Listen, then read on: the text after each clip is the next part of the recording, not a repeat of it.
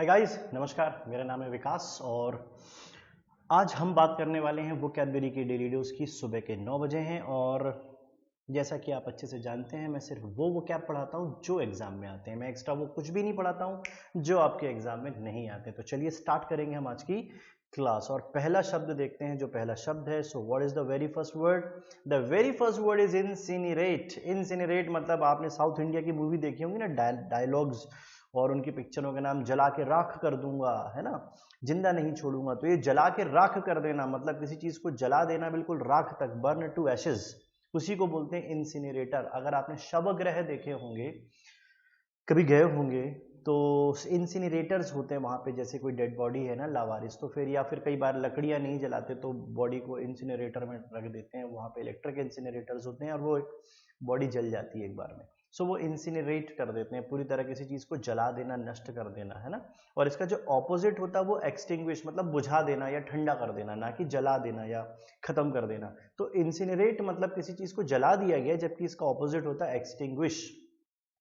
Extinguish मतलब खत्म कर देना। ये बेसिकली बुझा देने से है, ना कि जला देने से। Got the idea? चलिए, पहला वर्ड हो गया।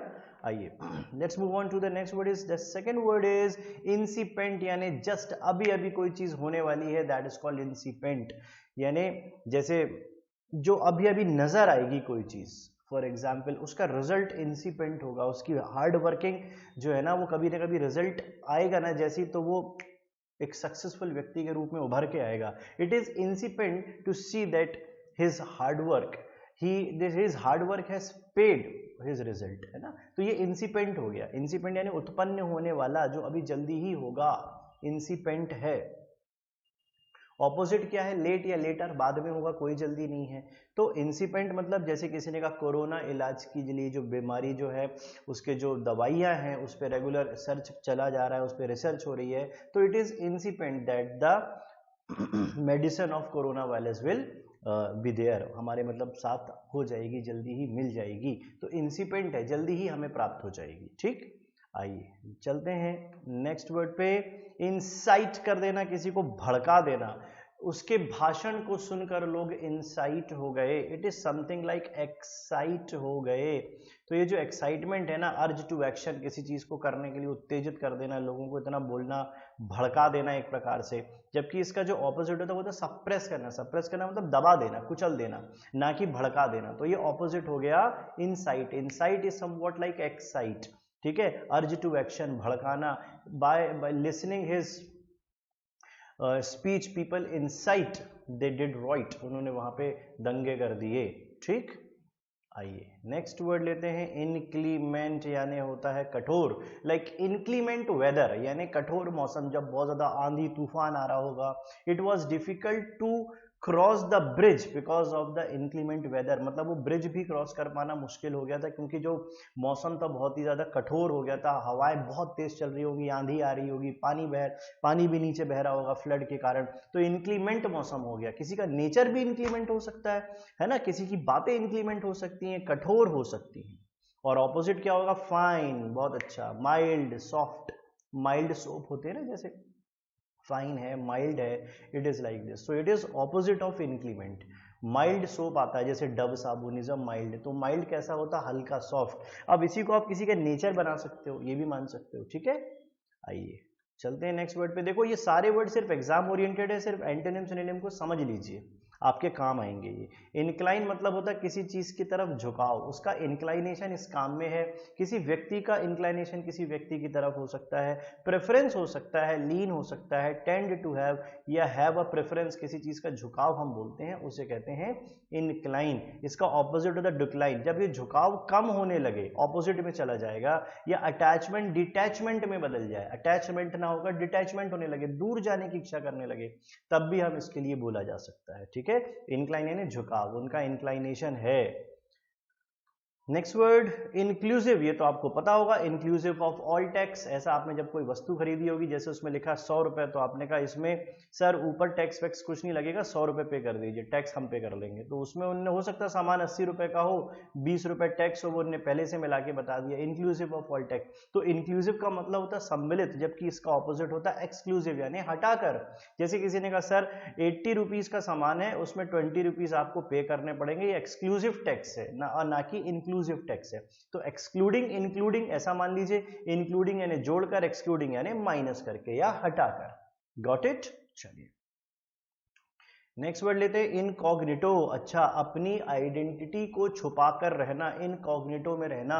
जैसे कहा जाता है ना कि जो सुभाष चंद्र बोस कई दिनों तक अपनी आइडेंटिटी को छुपा कर रहे, तो इनकॉग्निटो में रहे। या राम को जब वनवास दिया गया तो कुछ समय ऐसा था उनको छुप कर रहना था। या जब कौरव और पांडव के बीच में भी जो हुआ था, तो पांडव कई दिनों के लिए वनवास में थे, तो कुछ समय के लिए वो भी इनकॉग्निटो में रहे थे, मतलब गुप्त रूप से रहना था, अपनी आइडेंटिटी को छुपा के रहना था, उसे कहते हैं incognito. Disguise under false name, या कई लोग इनकॉग्निटो में क्या होता है, कहीं पे किसी देश में जाके रहने लगते हैं, नाम बदलकर, आइडेंटिटी बदलकर, तो वो उसको भी इनकॉग्निटो में रहना कह सकते हैं। तो इनकॉग्निटो का बेसिक मतलब क्या होता है, अपनी आइडेंटिटी छुपा लेना। जबकि इसका एंटोनिम क्या होगा, अनकंसील्ड, क्योंकि कंसील का मतलब होता है छुपाना, तो अनकंसील मतलब उजागर करना या दिखा देना, ये उसका मतलब है। ठीक है, आइए नेक्स्ट वर्ड लेते हैं इनकम्युनिकेडो। इसमें तो आपको एक शब्द दिख रहा होगा, कम्युनिकेडो, कम्युनिकेशन से बना वर्ड है। इनकम्युनिकेडो मतलब जब किसी से हमारा कम्युनिकेशन ना हो या रुक जाए। जैसे कहीं बाढ़ आ गई और एक व्यक्ति घर में फंस गया, उसका मोबाइल भी गुम गया, और उस हाड़ ताड़ फटाफट स्थिति में अब वो कई दिन तक उस घर में बंद रहा, किसी से उसकी कम्युनिकेट नहीं हो पाया, तो उसने कहा मैं 4 डेज तक इनकम्युनिकेडो में रहा हूं। दैट मीन्स विदाउट कम्युनिकेशन, किसी से कोई बातचीत नहीं हुई। इनकम्युनिकेडो संपर्क वर्जित हो जाता है। ठीक है, जबकि इसका ऑपोजिट क्या होता है, कम्युनिकेटिव। जब हम बातचीत कर रहे हैं ना, मैं आपको कुछ बता रहा हूं, इट इज कम्युनिकेशन। तो कम्युनिकेडो इनकम्युनिकेडो, कम्युनिकेटिव इनकम्युनिकेटिव, ऐसा भी माना जा सकता है। आइए नेक्स्ट वर्ड लेते हैं इनकॉन्डाइट। इसका मतलब होता है क्रूड, इनकॉन्डाइट नेचर, इनकॉन्डाइट तरीके से बोलना, मतलब रफ तरीके से बोलना, रूखे तरीके से बोलना। अनपॉलिश्ड, अनपॉलिश्ड मतलब जिसमें चमक ना हो, पॉलिशिंग ना हो। तो इनकॉन्डाइट मतलब किसी का नेचर हो सकता है, व्यवहार हो सकता है, बातचीत करने का तरीका हो सकता है। तो नेचर वाइज हम इनकॉन्डाइट कहते हैं। तो हम बोलते हैं क्रूड, जिसकी संगति असंगति हो, मतलब उसके साथ आप संगत ना करो, दूर रहो, क्योंकि आपको पता है उसका जो नेचर है वो पोलाइट नहीं है।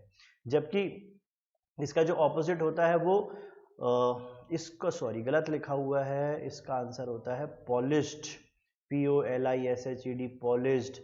आप कह सकते हो POLITE, पोलाइट, ये भी लिखा जा सकता है। ठीक, ये इसका ऑपोजिट है, वो जो मैंने लिखा वो गलत है, उसको हटा दीजिए।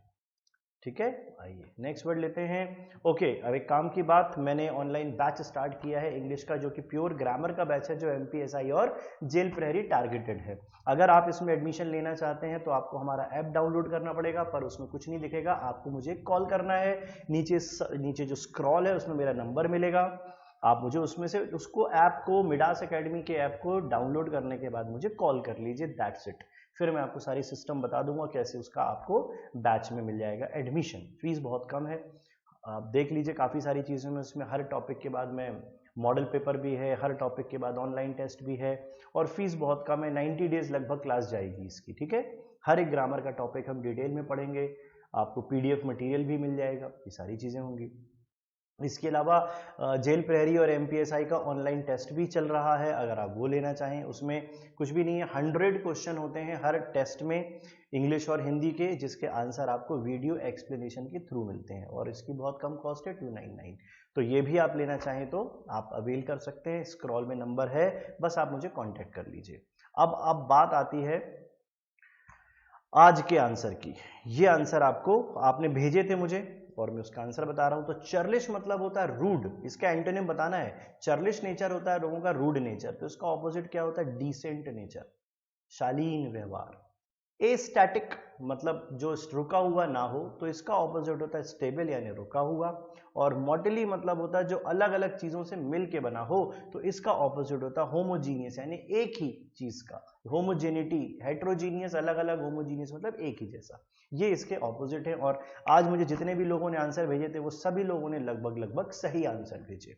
तो चलिए आज के क्वेश्चन पेपर को और देख लीजिए जो आपको मुझे आंसर भेज रहे हैं। बी लिटिल, प्री मेडिटेशन और पी विश, ये 3 शब्द हैं, इसके एंटोनिम आप मुझे फटाफट भेजिए। I am waiting for your quick response. Video अच्छा लगा हो तो लाइक सब्सक्राइब करें, दोस्तों को जरूर बता दें। चलिए मिलेंगे एक नए वीडियो में, तब तक के लिए जोश बना के रखिए। ठीक है, बाय बाय।